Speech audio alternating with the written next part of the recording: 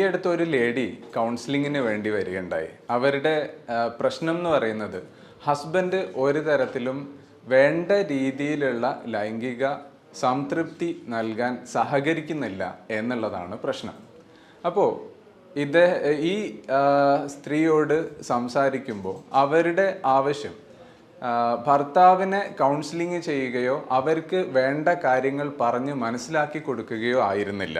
അതേസമയം എൻ്റെ ലൈംഗികമായ സംതൃപ്തി അങ്ങനെ ഒരു ചിന്തയും ഇല്ലാതിരിക്കാൻ എന്തെങ്കിലും മരുന്നുണ്ടോ എന്നതായിരുന്നു അവരുടെ ഒരു ചോദ്യം.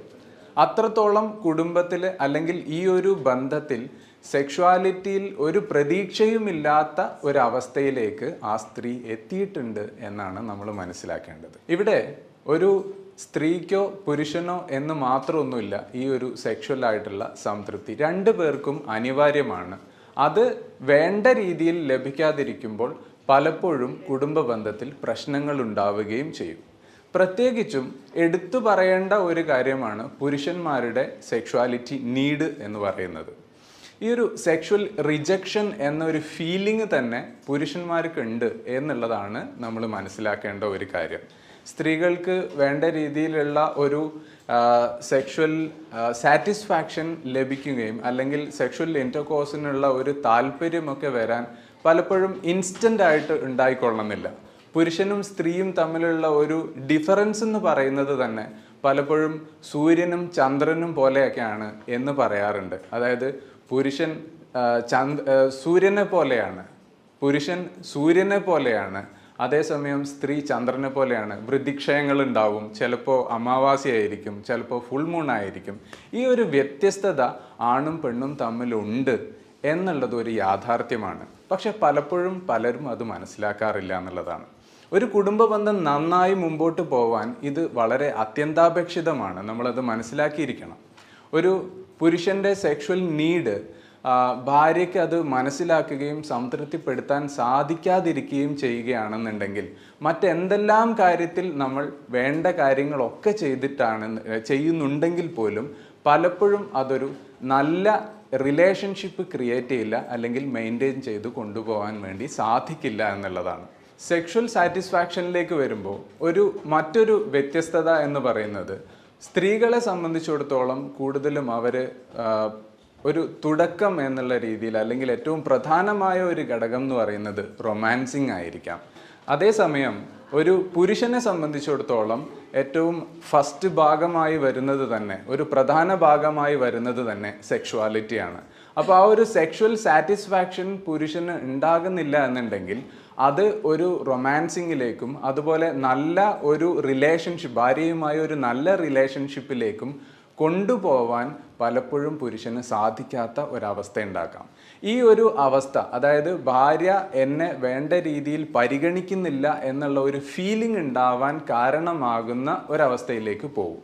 അപ്പോൾ സ്വാഭാവികമായും അതിന് തുടർച്ചയായി വരുന്ന ഒരു കാര്യം എന്ന് പറയുന്നത് മറ്റേതെങ്കിലും കാര്യങ്ങളിൽ പലപ്പോഴും ഭാര്യയോട് ദേഷ്യപ്പെടുകയോ മറ്റ് പ്രശ്നങ്ങൾ ഉണ്ടാക്കുന്ന അല്ലെങ്കിൽ സ്വാഭാവികമായും ഉണ്ടായി വരുന്ന ഒരു സാഹചര്യത്തിലേക്ക് കടക്കുകയോ ചെയ്തേക്കാം. ചിലപ്പോഴൊക്കെ ഞാൻ നേരത്തെ പറഞ്ഞതുപോലെ പുരുഷന്മാരെ പരിഗണിക്കുന്നില്ല എന്ന് പറഞ്ഞതുപോലെ തന്നെ സ്ത്രീകളെ വേണ്ട രീതിയിൽ എങ്ങനെ പരിഗണിക്കണമെന്നും ഏത് രീതിയിൽ സെക്ഷുവൽ സാറ്റിസ്ഫാക്ഷൻ കൊടുക്കണം എന്നും മനസ്സിലാക്കാത്ത അല്ലെങ്കിൽ വേണ്ട കാര്യങ്ങൾ ചെയ്യാൻ അറിയാത്ത പല ആളുകളെയും നമ്മൾ കാണാറുണ്ട്. ഇത്തരം ഒരു സാഹചര്യങ്ങൾ ഉണ്ടാകുമ്പോൾ, ഈ പറഞ്ഞ പ്രശ്നങ്ങളൊക്കെ ഉണ്ടാകുമ്പോൾ പലപ്പോഴും കുടുംബത്തെ ശിഥിലമാക്കുന്ന എക്സ്ട്രാ മാരിറ്റൽ റിലേഷൻഷിപ്പിലേക്കൊക്കെ പോകുന്ന ഒരു സാഹചര്യം നമ്മൾ എപ്പോഴും കാണാറുണ്ട്. അപ്പോൾ ഇത്തരം പ്രശ്നങ്ങളൊന്നും ഇല്ലാതിരിക്കാൻ വേണ്ടി വേണ്ട രീതിയിലുള്ള സെക്ഷുവൽ എഡ്യൂക്കേഷൻ അല്ലെങ്കിൽ ഫാമിലി ലൈഫിൽ ഏത് രീതിയിലാണ് സെക്ഷുവൽ സാറ്റിസ്ഫാക്ഷൻ തൻ്റെ പാർട്ട്ണർക്ക് കൊടുക്കാൻ സാധിക്കേണ്ടത്, അതിന് എന്തൊക്കെ കാര്യങ്ങൾ നമ്മൾ അറിഞ്ഞിരിക്കണം, ഏതൊക്കെ സ്കിൽ ഉണ്ടായിരിക്കണം എന്നുള്ളതും നമ്മൾ മനസ്സിലാക്കേണ്ടത് അത്യാവശ്യമാണ്. പലപ്പോഴും മുമ്പൊക്കെ ചില ആളുകൾ പറയുന്നത് കേട്ടിട്ടുണ്ട്, പോത്തുകൾക്ക് വരെ കുട്ടികൾ ഉണ്ടാവും, പിന്നെ ഇനിയിപ്പോൾ അതിന് വേണ്ടിയിട്ട് ഒരു ട്രെയിനിങ് എടുക്കേണ്ടതുണ്ടോ എന്ന് തമാശയായിട്ട് പറയുന്ന ഒരു സാഹചര്യം നമ്മൾ പലപ്പോഴും കേട്ടിട്ടുണ്ട്. പക്ഷേ ഇവിടെ മനുഷ്യ ജീവിതത്തിലേക്ക് കടന്നു വരുമ്പോൾ വളരെ വ്യതിരിക്തമായ ഒരു കാര്യമാണ് ഈ ഒരു കുടുംബജീവിതം എന്നുള്ളത്. ഒരുപാട് തയ്യാറെടുപ്പുകളും ഈ ഒരു കുടുംബജീവിതം നല്ല രീതിയിൽ മുമ്പോട്ട് കൊണ്ടുപോകാൻ ആവശ്യമാണ്.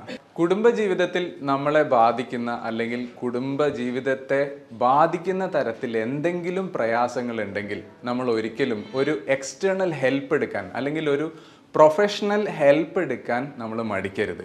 അത് നമ്മളുടെ ജീവിതത്തിനും നമ്മുടെ ജീവിതത്തിലെ സമാധാനത്തിനും നമ്മുടെ കുടുംബം നല്ല രീതിയിൽ മുമ്പോട്ട് പോകുന്നതിനും അത് അത്യാവശ്യമാണ്. നല്ല ഒരു സൈക്കോളജിസ്റ്റിനെയോ സെക്സോളജിസ്റ്റിനെയോ കൺസൾട്ട് ചെയ്യുക എന്നുള്ളത് ഒരിക്കലും ഒരു തെറ്റായ കാര്യമല്ല. നമ്മളുടെ പ്രശ്നങ്ങൾ ഒരു പ്രൊഫഷണലിനോട് ഷെയർ ചെയ്യുകയും അതിന് വേണ്ട ഒരു പരിഹാരത്തിലേക്ക് എത്തുകയും ചെയ്യുന്നത് നമ്മളുടെ സംതൃപ്തിക്കും നമ്മളുടെ കുടുംബ ജീവിതത്തിനും എപ്പോഴും നല്ലതാണ്. പുതിയൊരു വിഷയവുമായി നമുക്ക് വീണ്ടും കാണാം. അതുവരെ ബൈ.